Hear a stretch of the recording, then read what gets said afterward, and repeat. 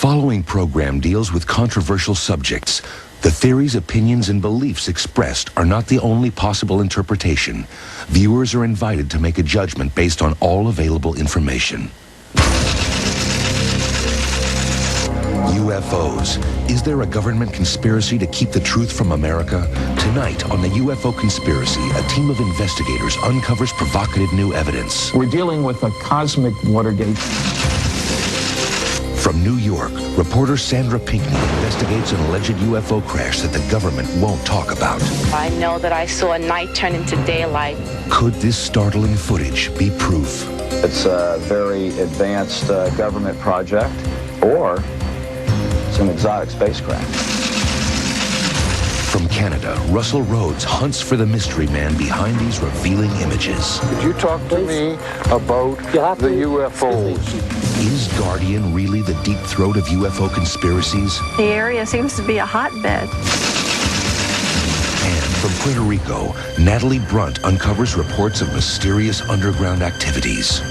People have seen actual UFOs, flying saucer, whatever, going into the lagoon or coming out from the lagoon.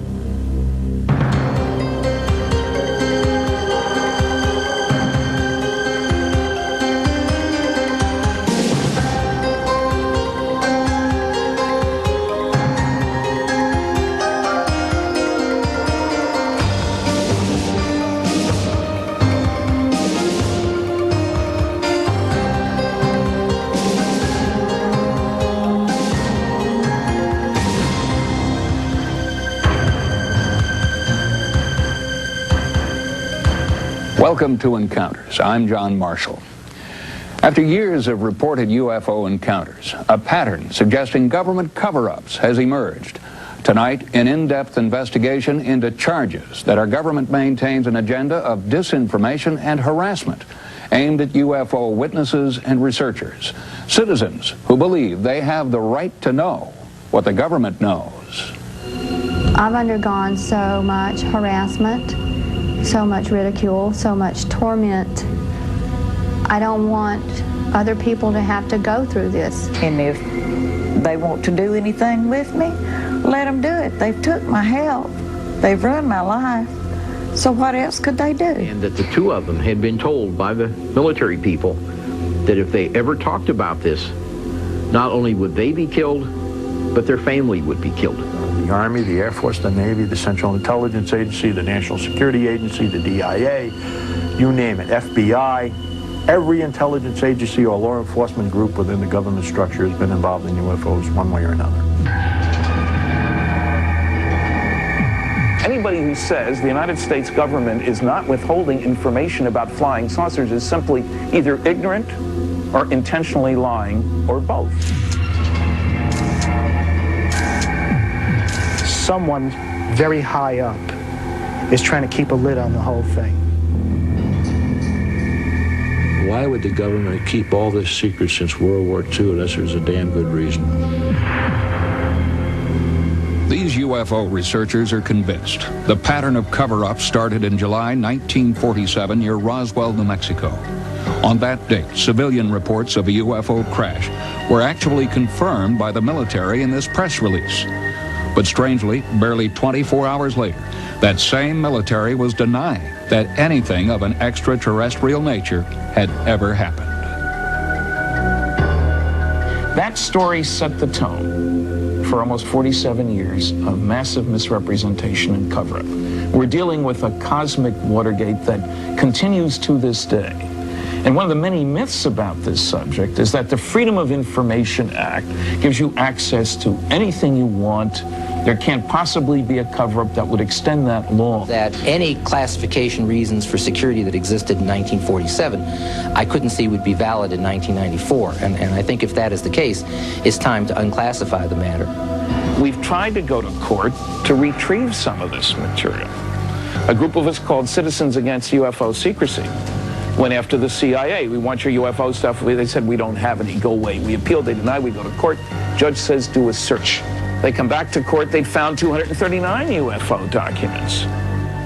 Did the Freedom of Information Act provide the information windfall researcher Stanton Friedman was looking for? Hardly. You can read 8 words on this CIA UFO document, and they're not very useful words. Doc reference, info location, stuff like that. Now, these guys have a weird sense of humor. I mean, here's a page, deny in toto, it says. They couldn't even find 8 lousy words to release. In fact, after an exhaustive search, the only official document we've found that acknowledges the potential threat of UFOs is this, a firefighter training manual endorsed by FEMA. I think that this is the first time the subject of unidentified flying objects has been included as a serious subject in a larger technical manual. Most of the information in this chapter is borrowed heavily upon some Defense Department documentation that explains what to do in the event of an encounter with an alien being. Since 1947, there have been over 26,000 reported sightings of UFOs in the U.S. alone. The number of sightings that go unreported is estimated to be over 15 million. Police investigator Larry Fawcett became a serious UFO researcher after his own encounter with a UFO was vehemently denied by the government. His reaction? It changed my outlook on life really quite a bit. It was a dramatic change from somebody saying and believing there's no such things to saying, wow, you know, not only are these things real, but we're being lied to about it by the government. Well, I don't trust our United States government. And I don't mean to be short or ugly, but that's exactly the way I feel. And if they want to do anything with me, let them do it. They've took my health. They've ruined my life. So what else could they do?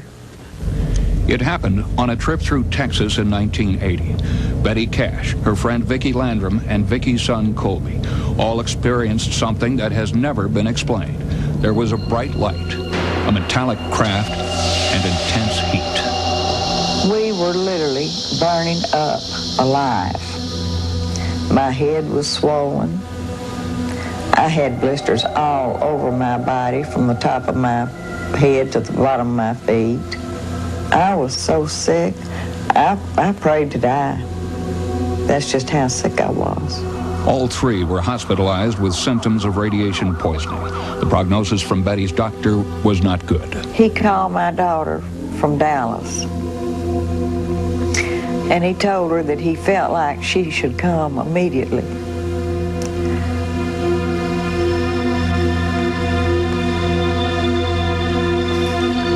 So she flew down there, and the doctor, Colby and Vicki, and I don't know who else was in the room at the time, heard the doctor tell my children that he didn't see any way that I was going to pull through it. I'm sorry. Betty's case of cancer is now in remission. Just what really happened? To this day, the government denies any knowledge or involvement. But Betty believes otherwise. We drove to Bergstrom Air Force Base. They more or less laughed in our faces. Told us that they hadn't even heard anything about it. They knew nothing about it. But yet, when we walked in, on this large conference table, there was a huge map. And they had a red, you know, these little red top pins. They had a little pin sticking in the identical spot. I believe that was the case right there, that they didn't want anybody to touch. But finally, someone in Washington may be listening. Congressman Stephen Schiff of New Mexico is responding to his constituents. He has launched a congressional effort to get to the bottom of government stonewalling about the Roswell incident. I couldn't begin to tell you why the Department of Defense has acted in this fashion. This is the first time that I can remember one agency simply referring me to another agency and washing their hands of the matter. And then in this particular case, the second agency, the National Archives, says they don't have anything. So this is beginning to look like a runaround, and I hope that's not the case, and I hope there's a valid explanation for what's going on. But at the moment, to tell you the truth, I'm baffled about it. There is an effort by the government to keep you away from what's happening here, okay? And that continues on today, and like I said, I object to that. we pay the tabs. The Constitution says we the people. It doesn't say we the CIA, we the NSA. It says we the people. And how they can sit up there and not feel that they're not obligated to us, it's beyond me. What could motivate our government to maintain this alleged cover-up for so long? Russell, what have your contacts told you about a possible rationale for a cover-up? Many people within the UFO community believe that releasing proof of UFOs would so drastically change our concept of society that officials would have to keep what they know secret. Perhaps they would, Russell. Natalie? Imagine the effect it would have on everything from economics to religion to suddenly find out that our global village is actually a galactic village. And another reason for this government secrecy just might be their protectiveness about top-secret aircraft testing. And as Sandra's found out, some of those tests could be going wrong. That's right, John. In fact, in the New York incident I've been investigating, the government denies all knowledge of any crash. Their denial runs counter to dozens of eyewitnesses who are convinced of what they saw. Coming up next, reporter Sandra Pinckney investigates an alleged UFO crash that the government won't talk about. I saw a night turn into daylight. Could this startling footage be proof? It's an exotic spacecraft.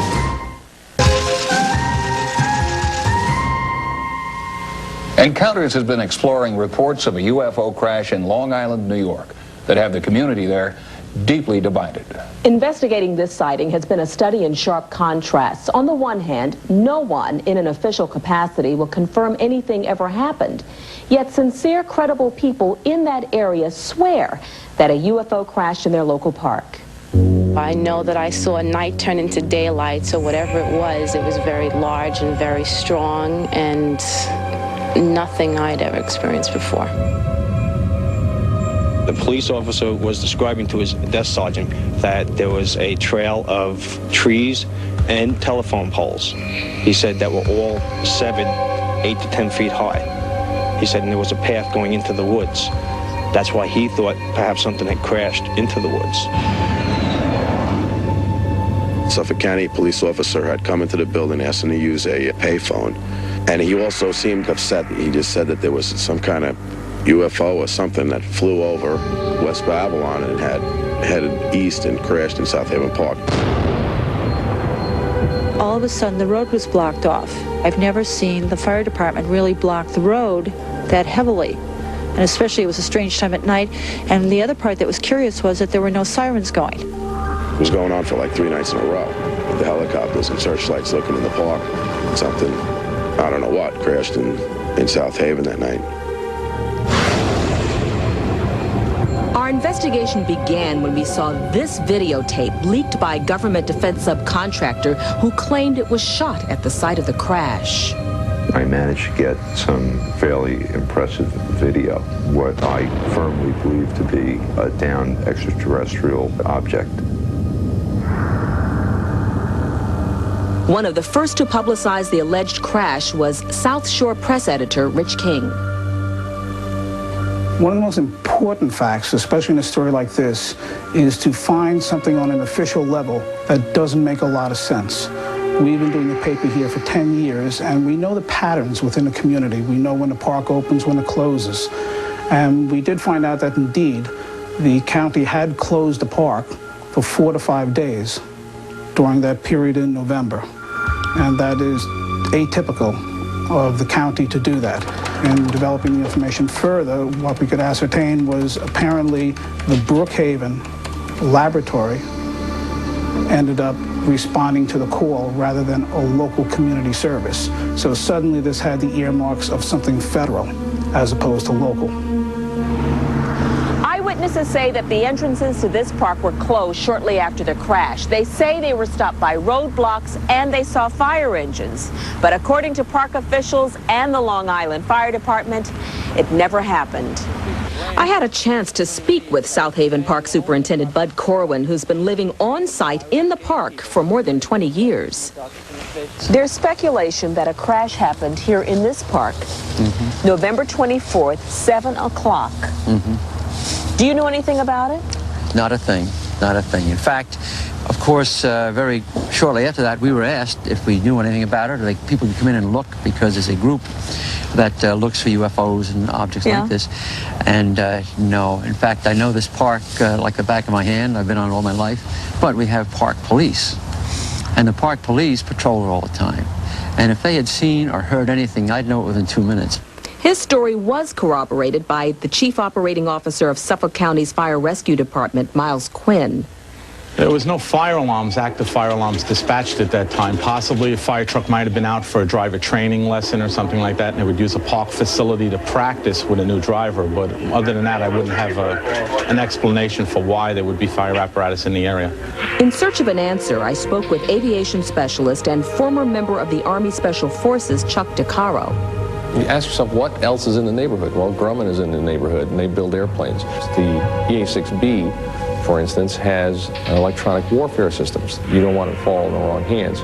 If one of these pods had fallen off, that would explain why the government would try to secure the area and get the pod. But a group of local residents aren't buying this explanation. John Ford, president of the Long Island UFO Network, spoke to Encounters about the crash that never happened. Our organization has investigated over 600 UFO-related phenomenon incidents in the New York metropolitan area, with reports coming in as far away as Red China. On the night of November 24th, I myself, who lived 3 miles from South Haven Park, lost my electric power and cable TV, while large military helicopters were overflying the area. I drove down in my pickup truck towards the area of Yaphank area and observed a raging forest fire deep in the woods and observed some sort of roadblock. These men were driving military vehicles that had no markings. They were dressed in paramilitary uniforms, black jumpsuits with green fatigue shirts underneath. 5 New York State police cars arrived at that location and were turned back by these men in black. But if the crash did occur, there would have to be a federal record of the incident. Larry Bryant, public affairs writer for the Defense Department, was brought in to investigate the case. Well, I have recently asked the Federal Bureau of Investigation under a Freedom of Information request to provide all records generated in response to such an incident in Long Island. The reply came back negative. It was here, in this remote corner of South Haven Park, that the alleged crash happened. Independent field investigations conducted by teams from the Long Island UFO Network resulted in what they claim is definitive proof of the UFO crash. I think we're under surveillance. They're worried we're going to find something today. Fall out, fall in. We're going to be looking for a swatch of trees knocked down, tops of trees knocked off. We're going to be looking for indications of a large fire, radiation, magnetic anomalies. To gather evidence, electrical engineer Preston Nichols joined the investigation. I walked over with the sensor to the tree. Lo and behold, I got a reading. We got a hot spot right here. The tree's radioactive. That would have to be a tremendous magnetic field to do that, to magnetize a tree. So I've never heard of it anywhere else. I was part of that first investigation. We found a fire cone, a yellow fire tape, do not cross letters on it, which was interesting because they told us they were not in the park for the last 10 years. It's heavily discolored. Looks like it was burnt. Look, the top of that tree is sheared right off. A nice clean cut. Highly suspicious. It's possible that if this is the location of the crash, it may have caused uplifting of large trees.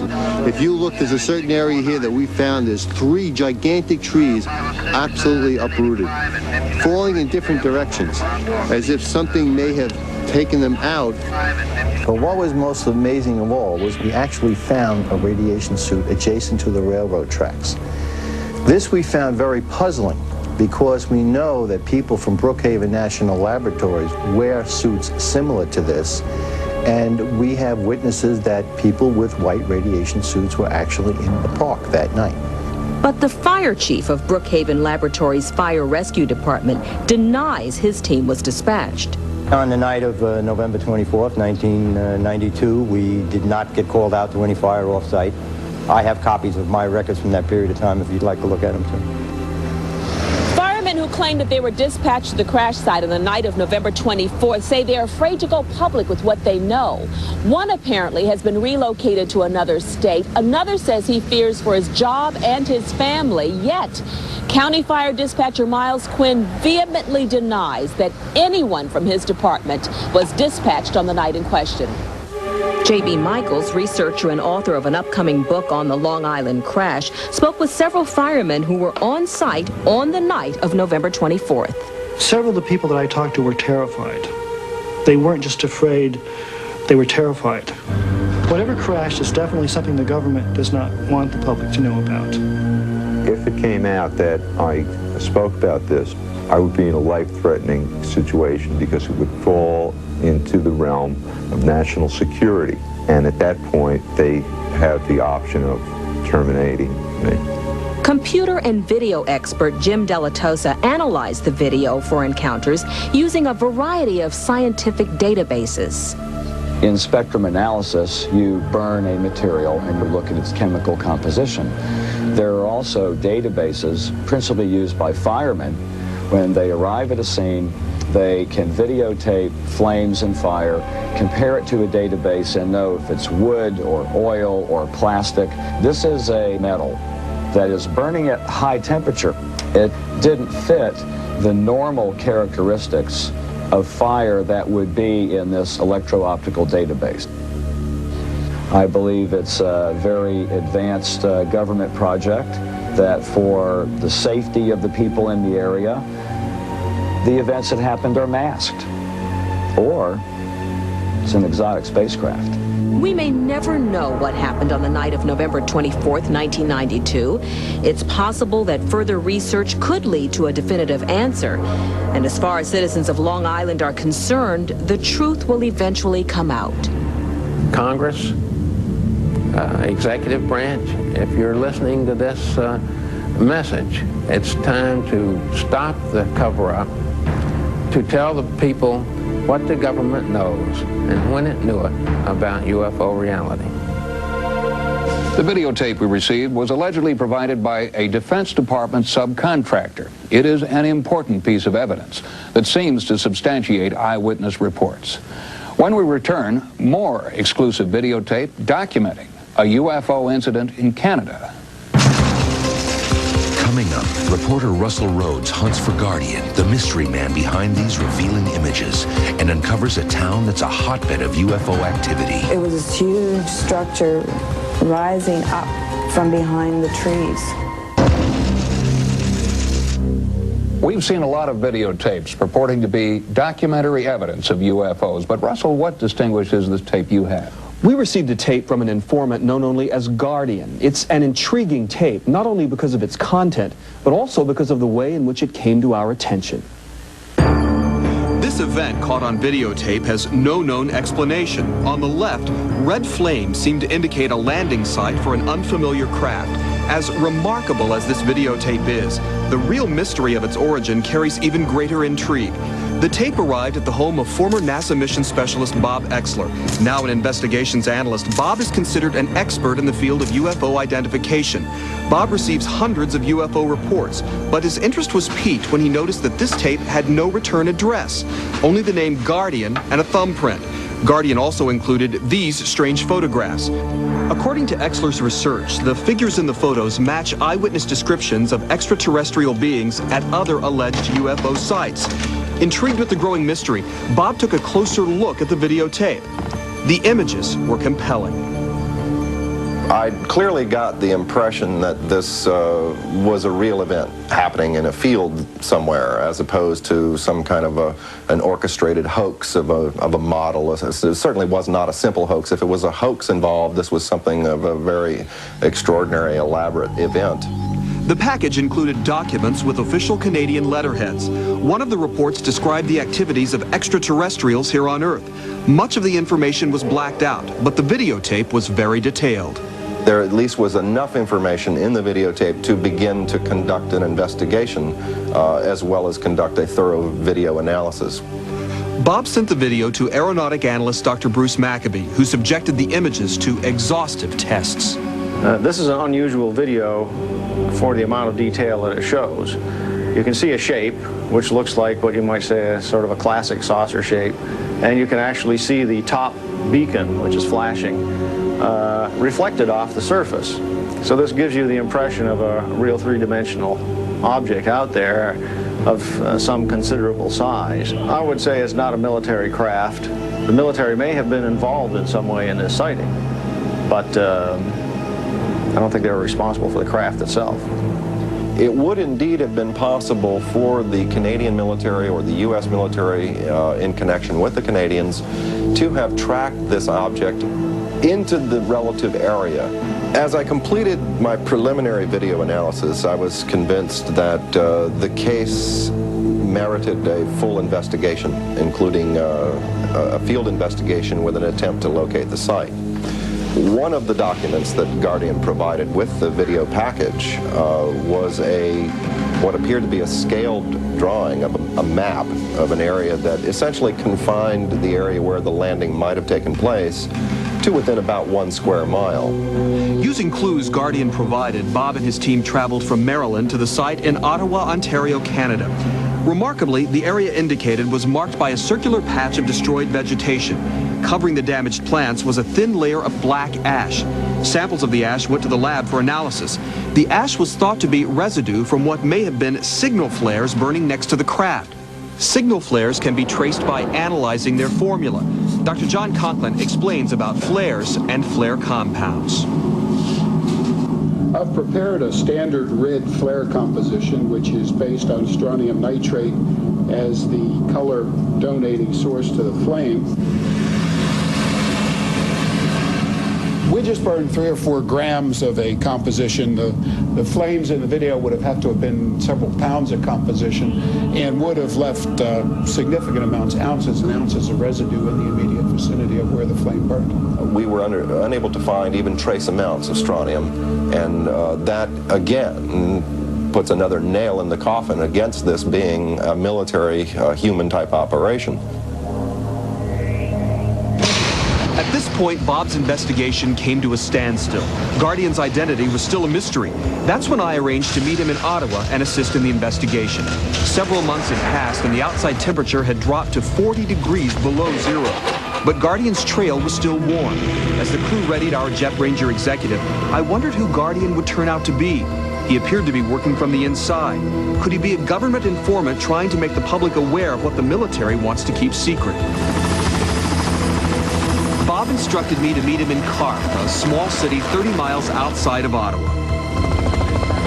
From there, Bob directed the helicopter pilot to the field he believed was the UFO's landing site. Even though it was covered in snow, Bob was able to give me a good idea of the grand scale of this event. What is this Guardian doing to the community here? Well, you know, it's interesting that Guardian, trying to remain anonymous here, has managed to do something for the residents who have reported seeing these unusual objects around here, because he actually got the videotape. And the videotape allows everyone else to get a look at this, what is really a structured vehicle. We set up a field research office in the city of Carp. There, Bob brought me up to speed on all the information he had on the search for Guardian. The growing complexity of the investigation prompted me to recruit private investigator Bill Van Kralingen. If Guardian was indeed connected to the government in any way, he might be difficult to find. Bob gave Bill all his information on Guardian, and Bill went to work. We gave Bill the original envelope, postage stamp, and copies of the government forms that were included inside the Guardian package.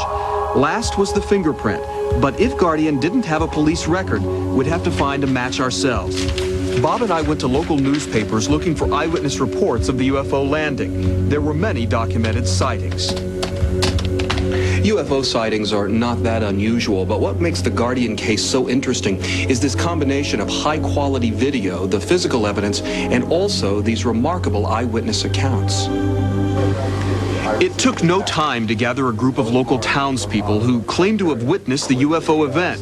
Most were eager to cooperate. After Bob showed them the Guardian tape, each one shared their version of the experience. I thought I had seen some strobing within the light. At that point, it started coming down and at us. and I became more scared. Suddenly in the sky appears a great golden ball with a red halo around it. So I thought, I had no idea what it might be, so I got up and went outside to look for something, and there was nothing there that I could see, so I ignored it. One witness came forward with a detailed description of her encounter. She requested that we hide her identity because of possible repercussions that her testimony might cause. So why don't we... What happened? Well, I saw a light emanating up from behind the tree line, you know, across the way. It was this huge structure rising up from behind the trees. I saw somebody come out of the side upper half of the craft. The skin of the person, I'll call it a person for now, had a glow to it. And as a result, I could see features. This is a photograph taken from the Guardian video. Mm-hmm. Is this the same alien you saw? Well, it certainly, yes.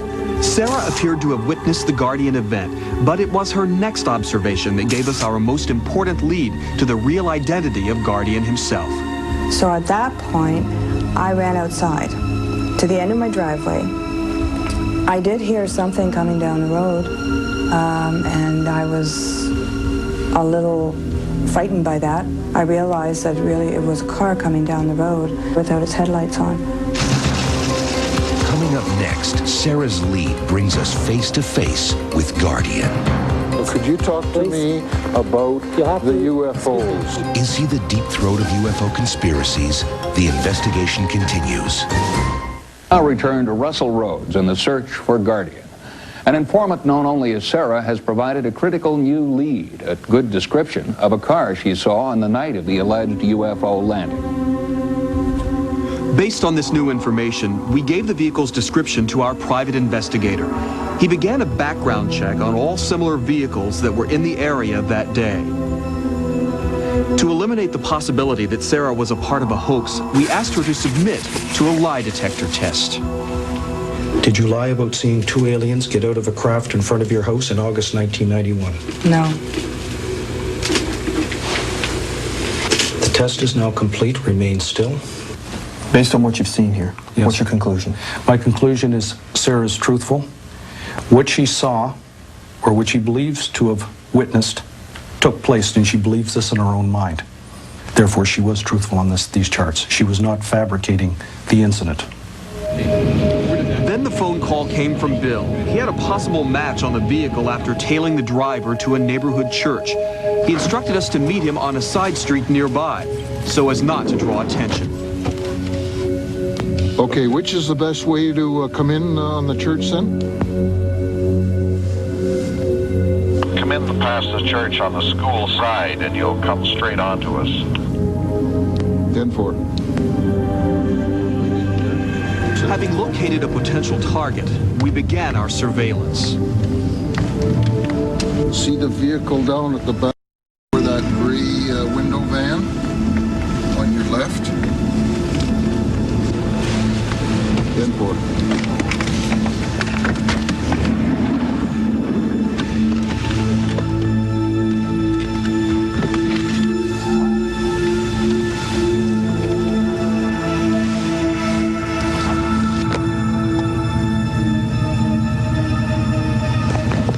In our primary inspection, we noticed fingerprints on the handle of the door. This could be the link to the true identity of Guardian.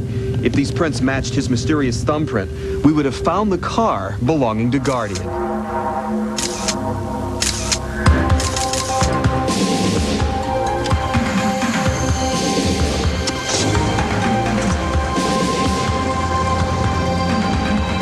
The suspect immediately jumped into his car and fled.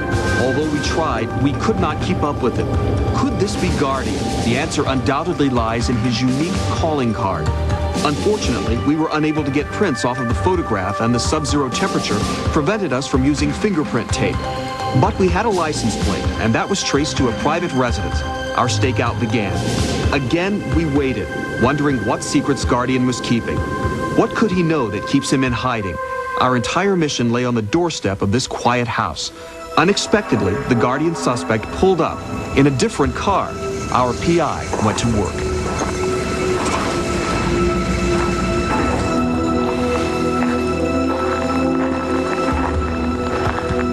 Hi. Yes. Pleased to meet you. My name is Bill Van Krollingen. Could you talk to me about... Just a moment. Could you talk to me about the UFO? Just a moment, please, if you don't mind. I'll put this away and I'll be right back. Could you talk to me about Guardian? Could you talk to me? The man we believe to be Guardian refused to speak to him. Almost in a panic, he raced off on foot. Bill attempted to follow.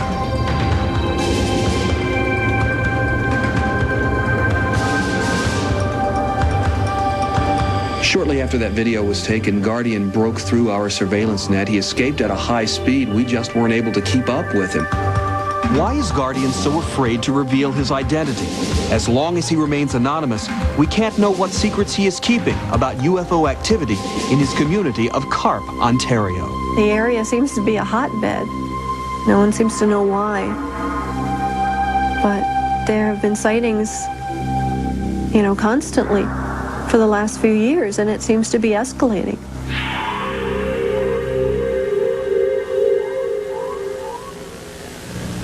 Many people who claim to have knowledge of UFO cover-ups refuse to reveal their identity. It makes confirming their information much more difficult. And until more people are willing to step forward publicly, their credibility will continue to be in question. Coming up next, reporter Natalie Brunt in Puerto Rico uncovers startling evidence about the U.S. military's mysterious underground bases. People have seen actual UFOs, flying saucer, whatever, going into the lagoon or coming out from the lagoon. During our investigations, Encounters has found that UFO sightings are often accompanied by reports of unusual military activity. Ufologists believe that when there is a crash, the government immediately takes all evidence to underground bases so they can reverse engineer the technology for use in military systems. People have seen actual UFOs, flying saucer, whatever, going into the lagoon or coming out from the lagoon. He told us that he had been inside these underground facilities at Groom Lake, that he had seen flying saucers being tested in these underground facilities. We have things out here that are literally out of this world. Kirkland Air Force Base, New Mexico. Cabo Rojo, Puerto Rico. Area 51, Nellis Air Force Base, Nevada. All of these diverse locations are rumored to house alien technologies in secret underground facilities. Many experts speculate that these secret bases are used to house captured alien spacecraft and that extraterrestrial beings have been taken there. What really goes on at these underground facilities is totally shrouded in secrecy. In national security jargon, the activities are known as black programs. Black programs or black projects are projects which the Department of Defense considers so sensitive and so secret that they don't even reveal their existence. As far as the public is concerned, they don't exist. Unbeknownst to the general public, in order to conceal these covert activities, huge underground installations have been dug deep into the earth to keep prying eyes at bay. Because of their black program status, some researchers believe these underground bases house research and development facilities for recovered alien craft. In southern Nevada, one such underground base is alleged to exist. Known as Area 51, this top-secret installation fostered such classified programs as the U-2, SR-71, and the Aurora. Area 51 is the most classified government installation in the free world. It is the premier testing facility for every black program that the United States government and some of its allies want to test. But spy planes and stealth bombers are only the beginning. Bob Lazar, a former government scientist, came forward and said, I worked on these things. We're reverse engineering alien technology. We're taking apart flying saucers to figure out how they work. The same alien spacecraft may be what residents in southern Nevada have been viewing for the past 30 years. What I saw was 4 to 5 pewter, silver, circular ships flying at tremendous speed, outrageous flight characteristics. 4 different people who have worked at Area 51 who have told me they have seen disc-shaped craft being tested out there. Now, these are people from the 50s, 60s, 70s, and 80s. People who don't know each other, all essentially telling the same story. The existence of these programs could explain the post-Cold War tightening of security around Area 51. The perimeter is continually patrolled by a paramilitary unit wielding deadly force.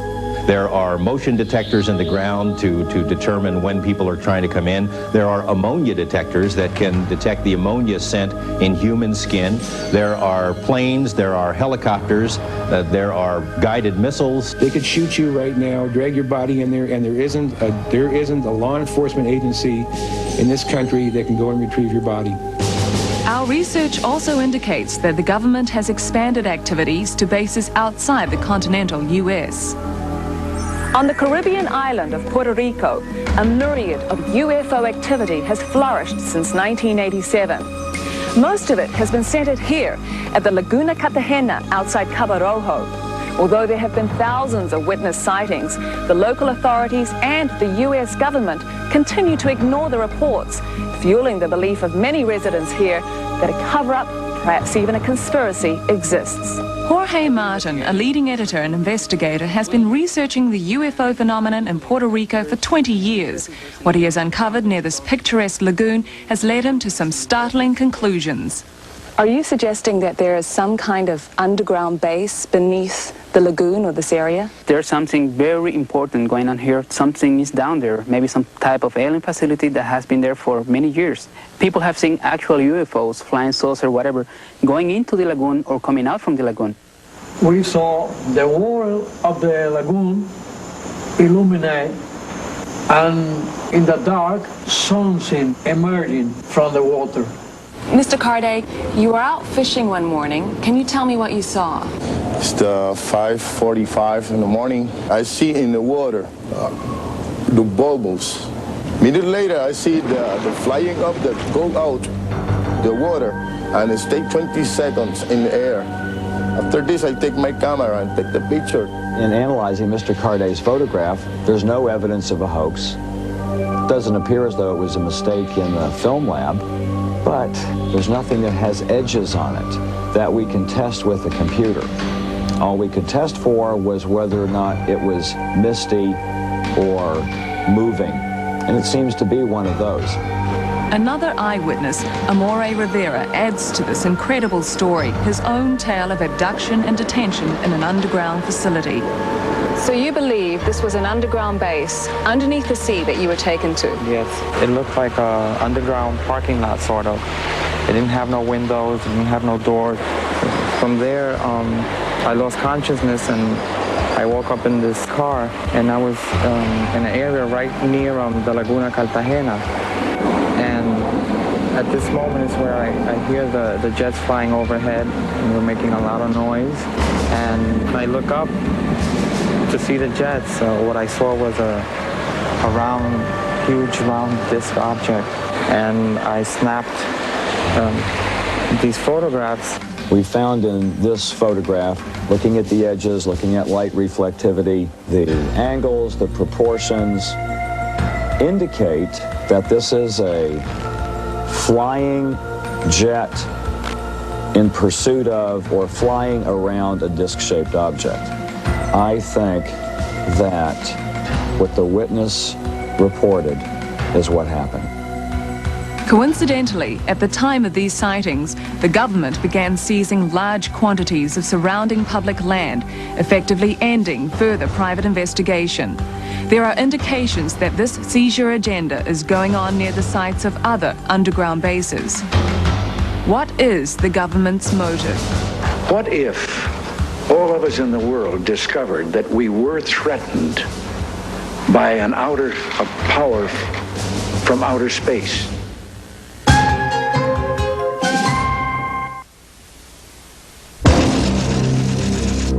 The Freedom of Information Act was created to give all Americans access to government documents. Unfortunately, that has not been the case with UFO records. Even government officials like Congressman Schiff are getting the runaround. But his efforts have been an important step toward the release of long-held UFO files. If our government has identified the U in UFO, we have a right to know. Until our next encounter with the unknown, I'm John Marshall. Good night.